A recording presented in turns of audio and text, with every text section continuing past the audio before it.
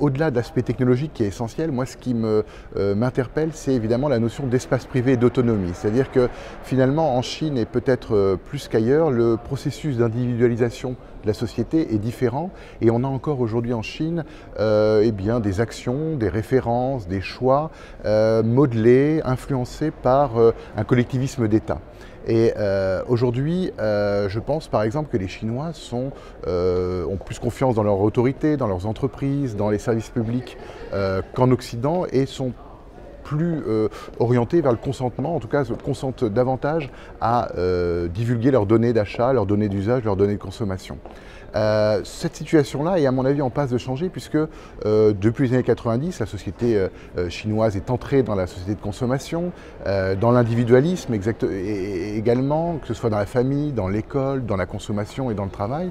Et finalement, on assiste quand même à une montée de l'affirmation de soi et différents indicateurs montrent que l'individualisme finalement va peut-être modifier ce consentement justement et cette capacité à s'inscrire dans le groupe au quotidien.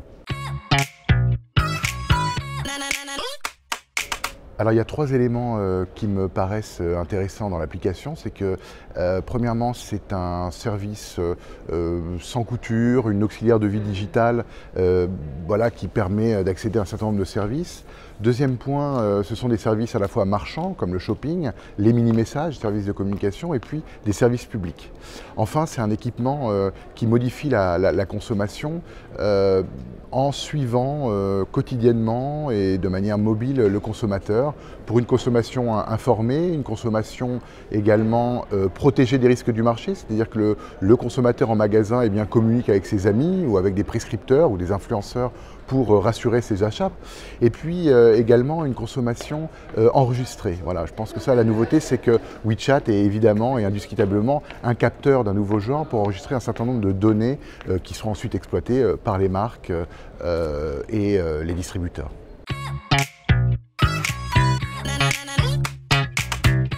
C'est pour moi une auxiliaire de vie digitale. C'est-à-dire que ce qui m'a marqué, c'est que ce n'est pas seulement un équipement qui permet d'avoir accès à des services cloisonnés l'un après l'autre, finalement, comme on connaît ça en Occident, c'est plutôt de nouer une relation avec l'individu dans son existence même, qu'il soit parent, fils, salarié, consommateur, usager, patient d'un service médical, etc. Finalement, c'est nouer une relation avec toutes les facettes de l'individu dans sa journée, dans son quotidien.